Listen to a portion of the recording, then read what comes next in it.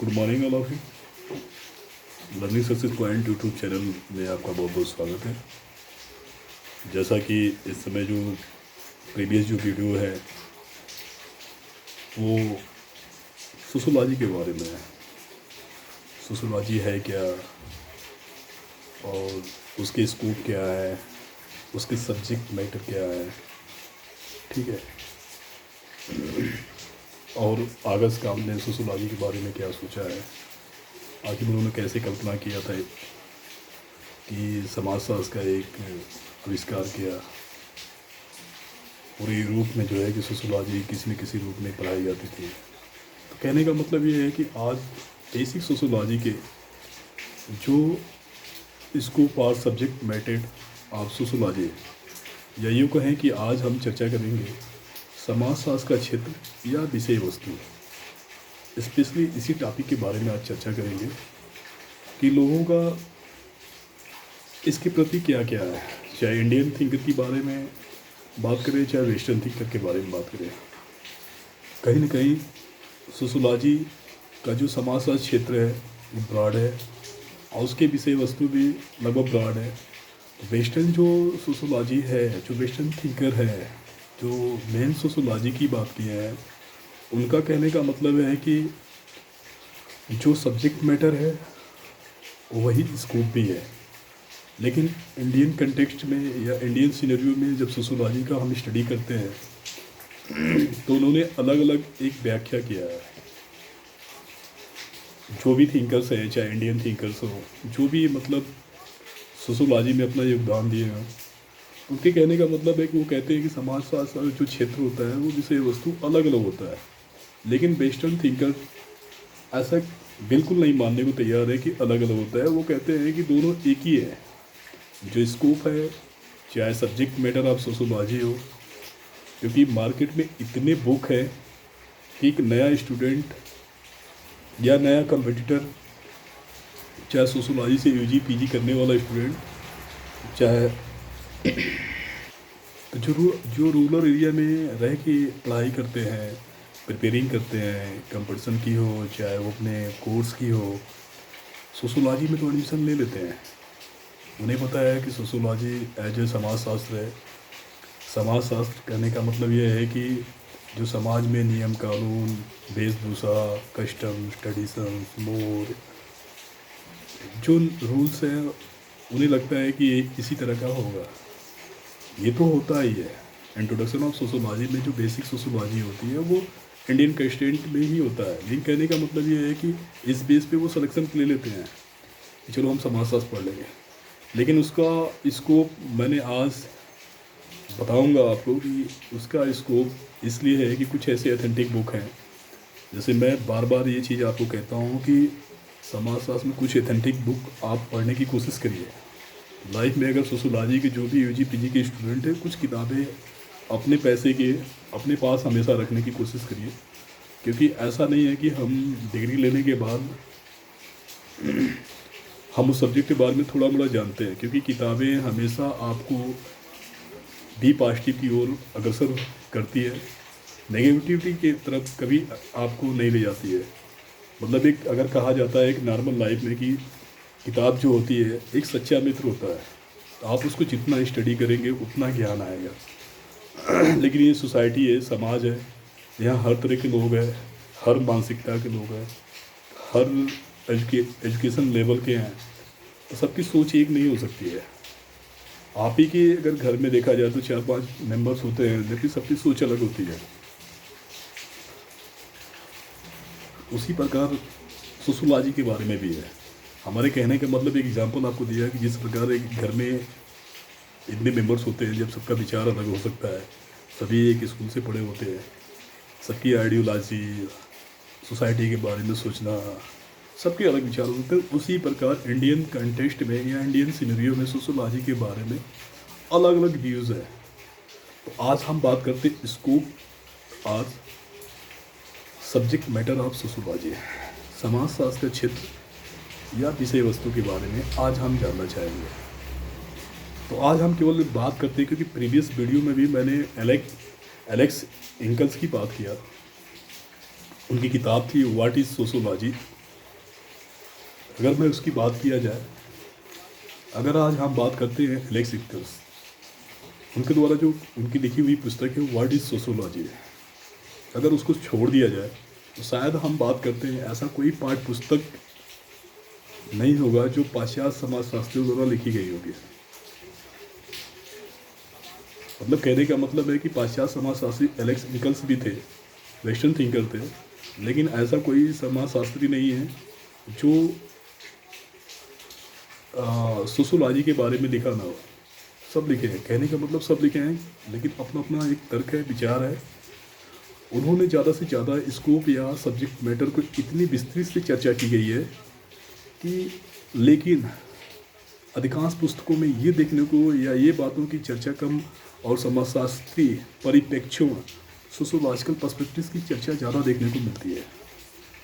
Sociological perspective की ज़्यादा देखने को मिलती है क्योंकि बहुत हद तक यह स्वाभाविक भी है कि विभिन्न सामाजिक विज्ञान धीरे धीरे एक दूसरे के करीब आते रहे हैं। विभिन्न सामाजिक विज्ञान जो है एक दूसरे के द्वारा लिंकअप होते हैं, जैसे सोशोलॉजी एंथ्रोपोलॉजी का एक संबंध होता है, एनवायरनमेंट जैसे सोशोलॉजी के जितने भी ब्रांच होते हैं, ये पीजी लेवल के जो कोर्सेज होते हैं, आप देखेंगे कि एक दूसरे से जो है कि एक दूसरे के इतना करीब आ जाते हैं। जैसे हम सोशोलॉजी ऑफ एनवायरनमेंट बात करते हैं, पॉलिटिकल सोशोलॉजी की बात करते हैं, ठीक है, सोशोलॉजी ऑफ क्राइम की बात करते हैं, तो कहीं ना कहीं एक दूसरे का लिंकअप होता जाता है। इसलिए हमारा कहने का मतलब है कि जो विषय वस्तु के आधार पर विभिन्न सामाजिक विज्ञानों का एक दूसरे से अलग करना कभी कभी बहुत कठिन हो जाता है।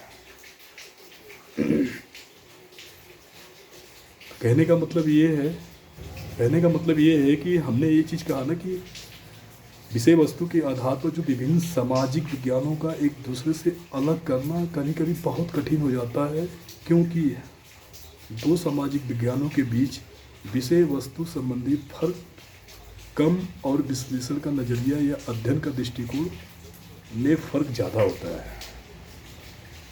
मैंने कहा ना कि जब आप दोनों को कोरिलेट करेंगे, दो सब्जेक्टों जब दो विषय वस्तु के आधार पर जब दो सब्जेक्टों का कोरिलेट करेंगे तो कहीं ना कहीं हो सकता है कि जो उसके सोचने का नज़रिया हो या एनालिसिस करने का जो नज़रिया हो या स्टडी करने का जो नज़रिया हो या ऑब्ज़र्व करने का जो नज़रिया हो, उनमें कुछ ज़्यादा नज़र आता है। इस बेस पे मैं इसको डिस्क्राइब करता हूँ, इस बेस पे इसको डिस्क्राइब करता हूँ, इससे रिलेटेड जो थाट था वो उन्होंने ये दिया था, उससे रिलेटेड जो थाट था उन्होंने दिया था। तो वहीं पे जब दूसरी तरफ अगर बात किया जाए, भारतीय पाठ्य पुस्तक की बात किया जाए, विषय वस्तु के आधार पे सोशोलॉजी के स्कोप या सब्जेक्ट मैटर की बात किया जाए, तो थोड़ा देखा जाए उनके बारे में क्या है। दूसरी तरफ भारतीय पाठ्य पुस्तक के जो राइटर ने स्कोप और सब्जेक्ट मैटर का एक अलग अलग विस्तार पूर्वक वर्णन करने का प्रयास किया है। मैंने बात आपको कहा ना कि वेस्टर्न जो थिंकर थे उन्होंने सोशोलॉजी के बहुत से पर्सपेक्टिव दिए था, लेकिन उनके कहने का मतलब जो स्कोप था, जो सब्जेक्ट मैटर था, दोनों एक ही था। एक दूसरे से जो सब्जेक्ट था विषय वस्तु के जो आधार पे था, एक दूसरे से लिंकअप था। इसलिए हम कह सकते थे कि कभी कभी उनको अलग करना बहुत कठिन हो जाता था। तो इसलिए हम कह सकते थे जब दो सामाजिक विज्ञानों का बीच का जो विषय वस्तु संबंधी जो फर्क होता है या कम या विश्लेषण का जो नज़रिया होता है या अध्ययन का जो नज़रिया होता है, जो ऑब्जर्व का नज़रिया होता है या जो सोचने का नज़रिया होता है, उनमें ज़्यादा फर्क नज़र आता है। लेकिन वहीं पे जब दूसरी तरफ जब हम भारतीय पाठ्य पुस्तक के जब लेखकों ने जब स्कोप और सब्जेक्ट मैटर का जब बात किया तो उन्होंने कहा कि अलग अलग विस्तार पूर्वक वर्णन करने का प्रयास किया है। उन्होंने स्कोप को अलग बना दिया, सब्जेक्ट मैटर को अलग बना दिया। इतना ही नहीं, दोनों शब्दों का अलग अलग कर समाजशास्त्र के विषय क्षेत्र विषय वस्तु का वर्णन किया है। मैंने कहा ना कि इंडियन कॉन्टेक्स्ट में जो इंडियन राइटर थे सोशोलॉजी के, उन्होंने विषय वस्तु और विषय क्षेत्र को बिल्कुल अलग कर दिया समाजशास्त्र ने। इसीलिए कभी कभी ये चीज़ देखने में आता है कि हिंदी भाषा में जो फर्क विषय क्षेत्र और विषय वस्तु में किया जाता है या किया जा सकता है, ठीक वही अंतर अंग्रेजी भाषा के स्कोप और सब्जेक्ट मैटर में नहीं किया जाता है। कहने का मतलब देखिए, बहुत बड़ी फ़र्क होती है।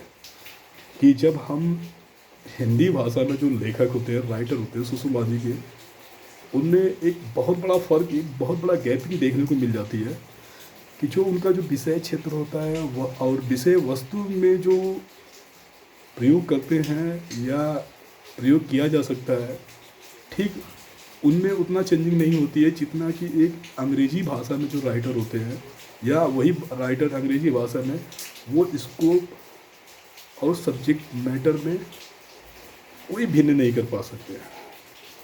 तो एक दो तरफा मतलब भाषा की बात हुई, इसीलिए कहा जाता है कि सोशोलॉजी में जितना ऑथेंटिक बुकें हैं सबसे ज़्यादा अंग्रेजी में ही है।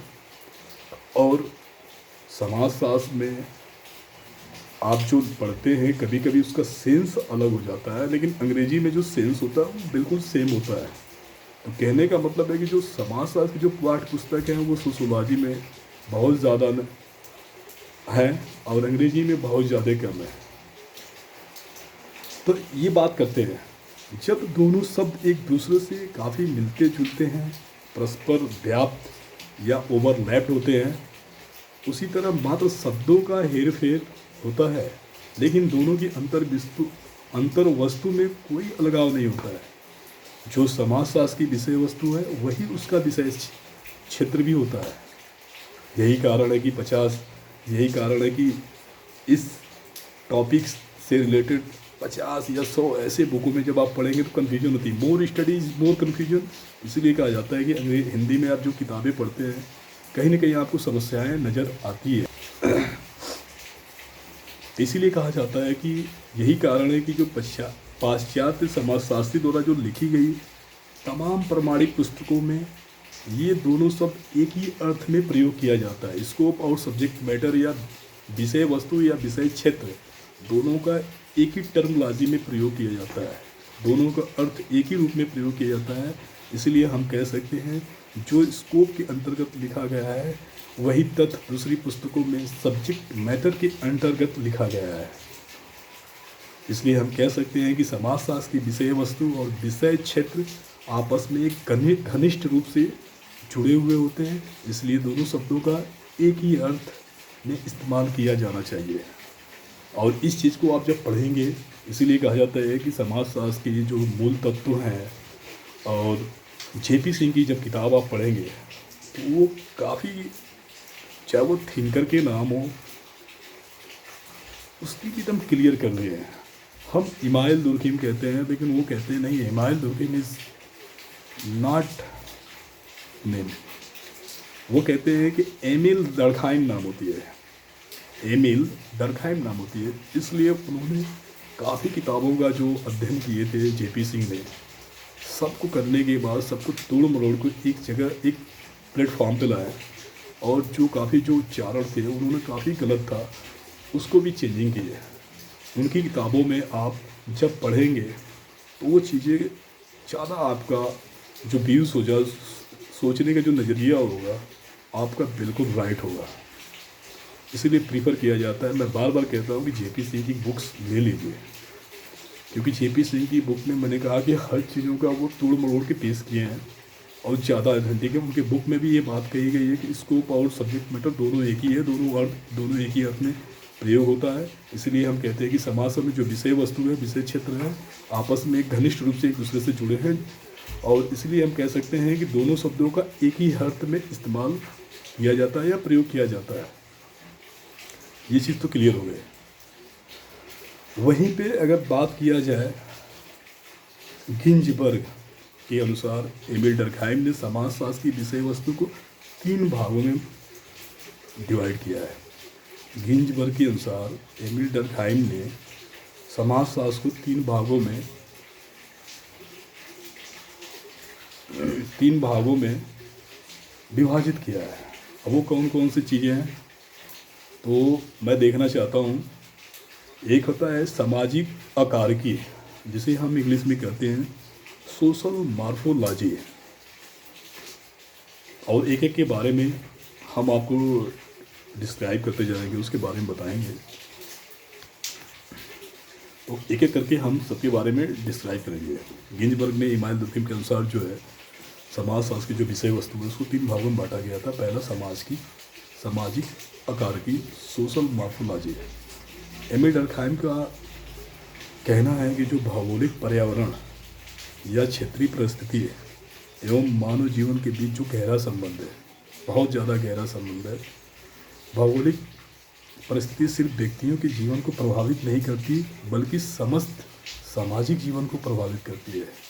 इसीलिए हम कह सकते हैं कि किसी भी क्षेत्र की जनसंख्या का आकार, घनत्व, संरचना इत्यादि भी भौगोलिक पर्यावरण से प्रभावित होती है और पुनः सामाजिक व्यवस्था उनसे प्रभावित होती है।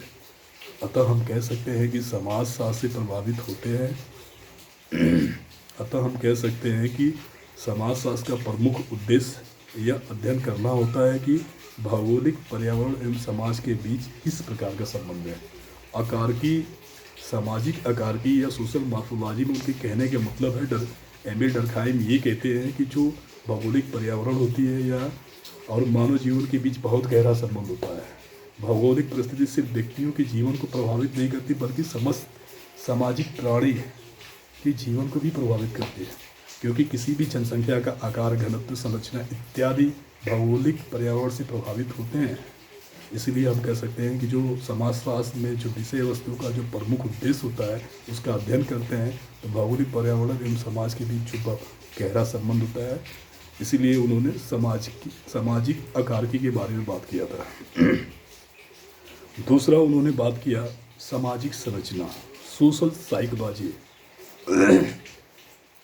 या सामाजिक संरचना या सामाजिक रचना की बात किया। उन्होंने सामाजिक रचना की बात किया। Social sociology.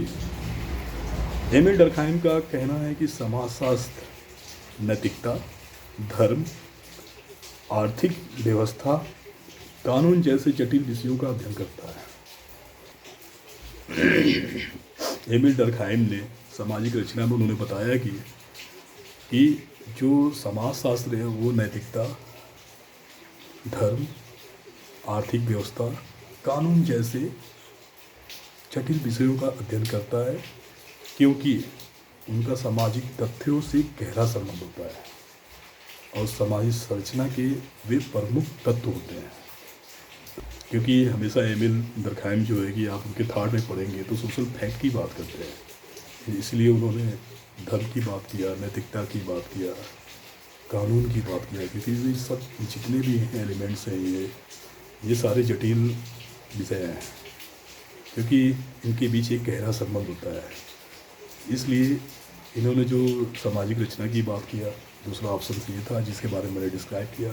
तीसरा उन्होंने बात किया सामान्य समाजशास्त्र, जनरल सोशियोलॉजी, क्योंकि गिंजबर्ग ने बताया ना कि एमिल डर्कहाइम में 3 समाजशास्त्र की जो विषय वस्तु है 3 रूपों में डिवाइड किया गया था।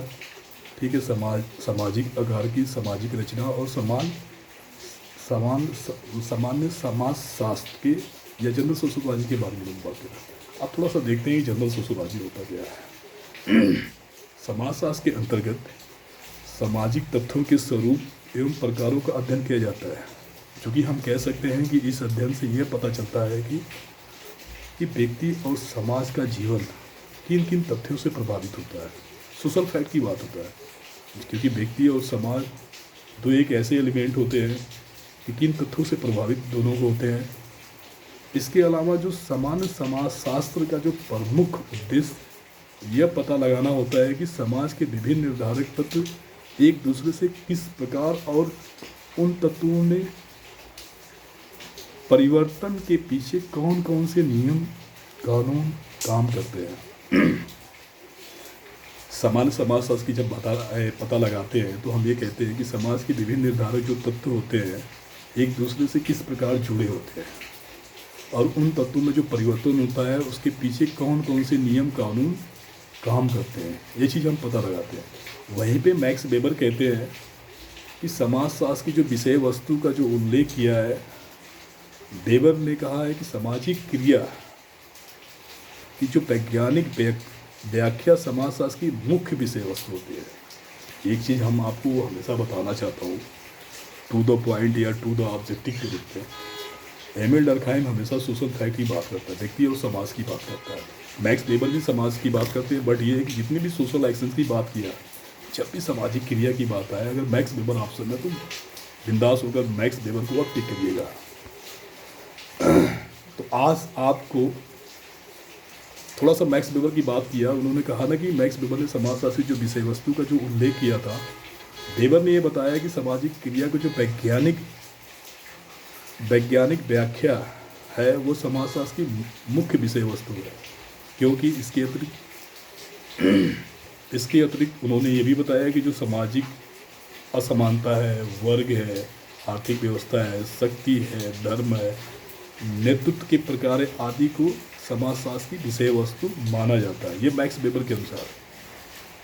इसलिए आज आपको ये चीज़ क्लियर हो गया होगा कि जो समाजशास्त्र का स्कोप है और सब्जेक्ट मैटर है दोनों एक ही है। वेस्टर्न थिंकर के कारण, चाहे एलेक्स निकल्स की बुक्स व्हाट इज सोशोलॉजी को अगर छोड़ दिया जाए, और भी जितने भी फॉरेन थिंकर हैं या वेस्टर्न थिंकर हैं, दोनों ने एक ही विषय वस्तु को माना है, एक ही विषय क्षेत्र को माना है, क्योंकि दोनों का अर्थ एक ही रूप में प्रयोग किया जाता है। लेकिन इंडियन कंटेक्स्ट में सोशोलॉजी को जो राइटर हैं वो दोनों को अलग अलग रूपों में व्याख्या किया है। अब बात आती है अंग्रेजी और इंग्लिश हिंदी की, राइटर ज़्यादा से ज़्यादा हिंदी में जो उन्हें डिस्क्राइब किया वो सबके अलग अलग है, लेकिन बात आती है इंग्लिश में। जब इंग्लिश में वो उन्होंने लिखा है सब्जेक्ट और मैटर को और स्कोप को लिखा है, तो उन्होंने दोनों का अलग अलग भिन्न हो के एक ही चीज़ आती है। तो आपको गिंजवर के अनुसार ये चीज़ें बता दिया गया कि एमिल डर्कहाइम ने लगभग विषय वस्तु के आधार पर जो है कि उन्होंने 3 रूपों में विभाजित किया था। सामाजिक आकार की, ठीक है, दूसरा सामाजिक संरचना, तीसरा सामान्य समाजशास्त्र के बारे में उन्होंने डिस्क्राइब किया था। और लास्ट में मैंने मैक्स वेबर के बारे में भी बताया कि उन्होंने विषय वस्तु जो है कि सामाजिक क्रिया को माना था।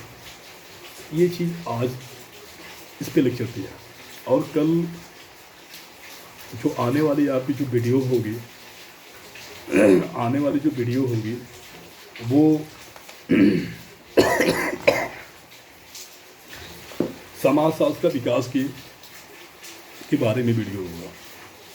इसलिए thank you so much for connecting करिए, ज़्यादा से ज़्यादा आप लोग जुड़ने की कोशिश करिए, क्योंकि जिस दिन मेरे कंप्लीट सब्सक्राइबर हो जाएंगे, मैं पीपीटी के माध्यम से और इससे भी बेटर समझाने की कोशिश करूँगा। क्योंकि अभी